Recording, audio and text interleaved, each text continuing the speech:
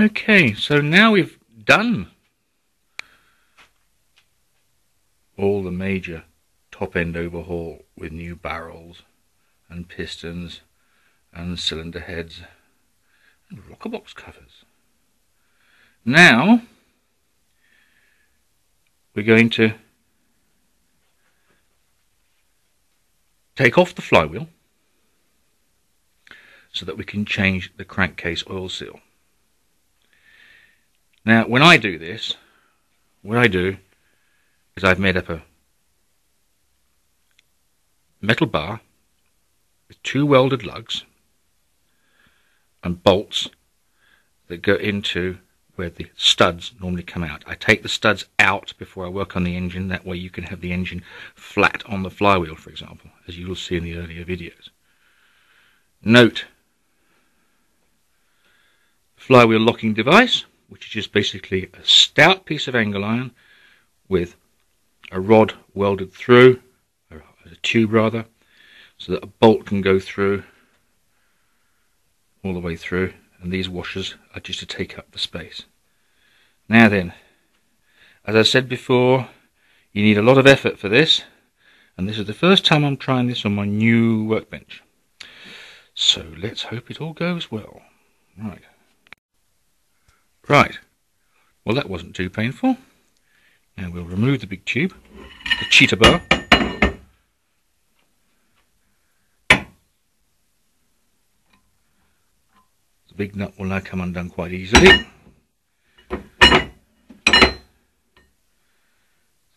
.36mm socket.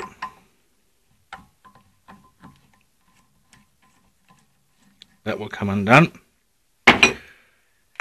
Take the locking bar off, and then to actually get the flywheel off the crankcase you normally have to use two levers, one here and one here, and gentle rocking, and don't let it fall on your foot, this flywheel, because it's a heavy piece of kit and will be quite mucky behind, I imagine. Okay, right, that's the flywheel nut and its washer taken off. Note, I've done this in other videos, you can see there's roller bearings in there. They will want to be cleaned and greased before we assemble everything back up again. Now then, with a screwdriver on either side, just gently lever the flywheel off, and as I say, don't let it drop on your foot. Right, that's the flywheel off. First thing to do, just mark with your Tipp-Ex the lug that corresponds with the hole on the flywheel. And as you can see, it's all pretty mucky and grimy in here. And here's the flywheel oil seal. And yes, look, there's oil down there, it's been leaking and so on. So what we're going to do is we're going to have to clean all this up, including the flywheel.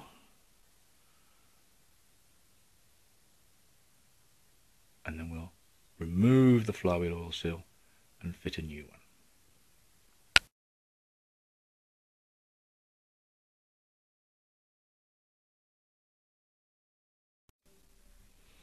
Right, well here we are. The engine, now all the top end overhaul being done, or having been done. And the flywheel off and on with new flywheel seal and new crankcase oil seal. And the flywheel all cleaned up. When you're installing the flywheel, remember the little mark on the top? Make sure you get it right, because although nobody uses it, this is the top dead center TDC sensor for electronic diagnosis of these engines, and there's a little capture in there, and it's got two like little roll pins in the flywheel that activate the sensor. So you want to make sure that they should be either side, and that way you know you've got your flywheel around the right way. Okay, now then, let's have a look at these little bits. Right, the oil filter. Being a CT engine, it has a oil filter, unlike a Beetle engine. The oil filter will be going on here. What I do is I reuse the old oil filter for initial startup, run the thing for 50 kilometers, then change the filter. Right. What else have we got? This is the oil cooler, which was bought and paid for a replacement one by the owner, and I don't know, it's absolutely filthy on this side. So what I like to do is if it's an unknown oil cooler rather, what I do is flush it out, and then you tip it back at an angle, prop it up against something, and fill here and here with thinners. Flush the whole thing out so that it's clean with thinners, and then leave it to stand. And what you want to see is that no thinners leaks out. If the thinners leaks, then the oil cooler leaks, and it's going to cause you nothing but trouble. You can't really repair them; they're much too complex. Right, what else? The famous thermostat. You can hear that. Knackered. These are about £100 a throw, and quite frankly, I'm not going to bother. I will show you all this a bit later on.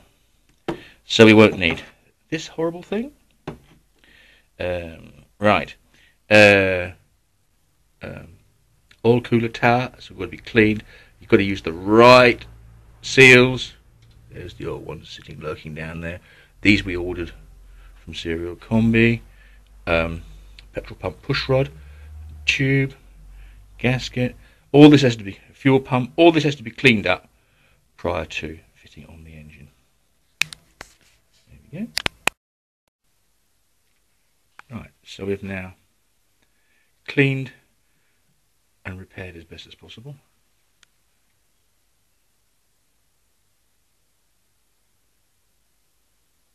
See all the way through now. I just used ordinary draft sealing foam for replacing the thing. Just glue it on. It also had an Italian Fiat oil pressure switch, which was presumably from their breakdown in Sardinia. So anyway, that's been replaced for a Volkswagen one. So anyway, it's handy to know if all else fails. Here's the tower, which the oil cooler sits on. You can't get this gasket anymore, so I'm going to have to make that up. This is the famous push rod for the fuel pump, the one that everybody talks about, it wearing away. Never heard of that happening. This is Bakelite, so don't mangle it. It's fragile. All right. Here's the oil filter, the old oil filter, like I said, it's all been cleaned up. Fuel parts being cleaned up. Crankcase breather, cleaned out inside. You can't get it wrong. It's got a lug there and a tag there, and that faces a tag there, and that faces down into the engine. Okay. Nuts and bolts all laid out. Go over where you're going to be putting gasket joints on first with a bit of thinners to get rid of any trace of grease and muck and so on, and then just put down a very fine bed of sealer for your first gasket that goes underneath the fuel pump bracket. Okay, right, I'll get on with that then. Right, we've glued down the tower onto the old gasket. I use a product called Spatex, which is a French product, which has the advantage of, when it's all clamped down, it expands slightly and forms a very good tight seal. 2 little rings of sealant compound. This is now in place, mostly bogged down. Ring of sealant around the O-ring for the crankcase breather tower. They say change the O-ring, you can't get them anymore. New oil seals. These oil seals are CT engine specific. You'll have to order them in addition to the normal gasket set. Okay, we carry on. Okay, here we are then. So here's the tower, fuel pump, and the oil cooler, all fitted in place. New bolts and washers throughout, new nuts and everything. look half decent. Okay, next thing now then is to start attacking the under engine tinware. Okay, so now we've fitted the oil filter, the bottom tins here, and as you can see, the Spatex jointing compound has done its stuff. It's just sort of blowing out a little bit. It's making little bubbles, so I'm going to just clean that off with a sharp blade. Now we'll be doing the oil filler tube with new gasket and the engine mount. The engine mount rubbers are getting a bit past it, but you can change them without lifting the engine out, and they are available. Just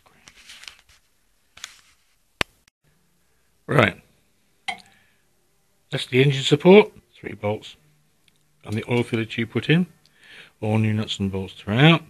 You're going to find it's very difficult to get the other side, one of these,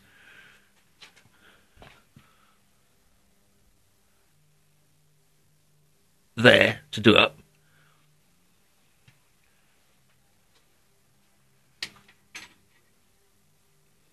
So fit the pipe before you fit the bracket, otherwise you'll be struggling. Right, I've just started to put just the top tins on again, the socket caps, because these are the cylinder heads. I use very short socket caps. Okay, we're just going to loosely fit pieces, and then I'm going to have a look at fitting the front tinware, which is pretty ropey and will need to be repaired. Okay, so now we've fitted the back plate, which is a bit tricky because it had huge holes rusted in it, so I've made it up with heavy duty reinforcing tape, front and rear. This has been forced into position, basically battered into shape. Now we're going to fit a heat exchanger, and onto the studs, front and rear, when you fit in the exhaust, don't forget the gaskets, use some copper grease. Makes it easy to get them off. Makes it much easier to get them off later on. Don't use Nylox, they melt.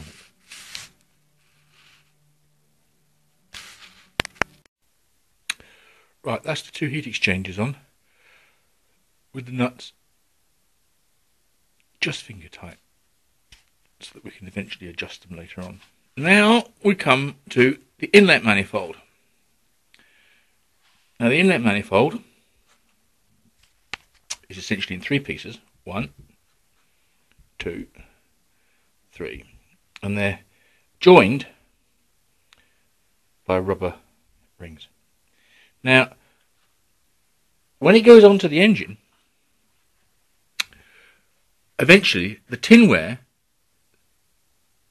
for the oil cooler will cover the inlet manifold and hide one of the rubber joints. Now, one of the most common problems when you're setting up a Volkswagen engine is air leaks. So you take these apart, you clean them out, you grease them very lightly, and when they fit together, it's going to be a nice airtight fit. The other important part, this is the hot air riser pipe, and these little feet here, which have little gaskets on them,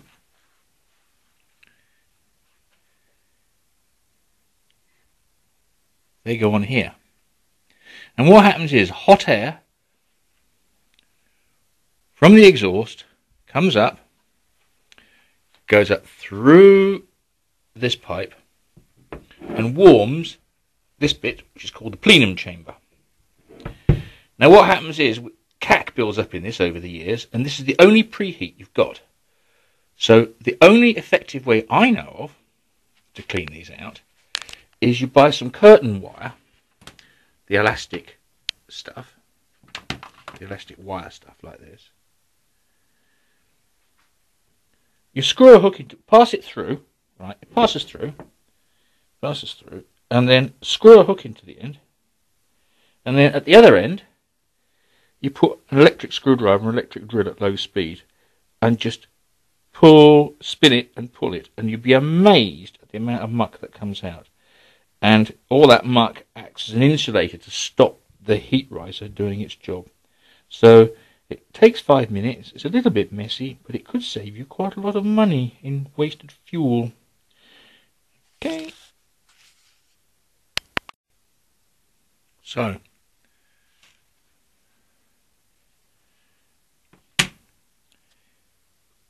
pipe cleaner run through, strip down, light greasing,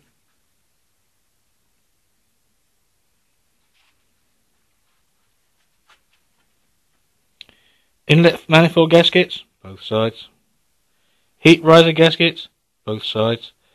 I hope you remember to tap the M6 hole out when you were tapping the tinware out. I have. If you haven't, you'll struggle. Haha. Right, so that's the manifold all fitted. All nice and tightened up. You'll see why in a minute. Right. And now we're going to fit this bit of tinware and this bit of tinware.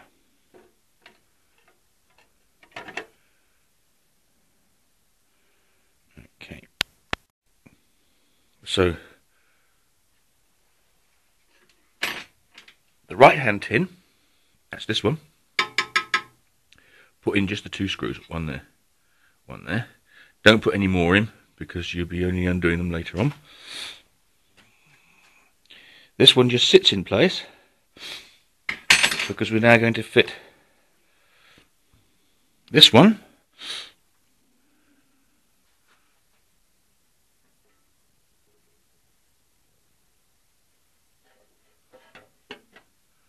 and then we can fit that screw there and that screw there.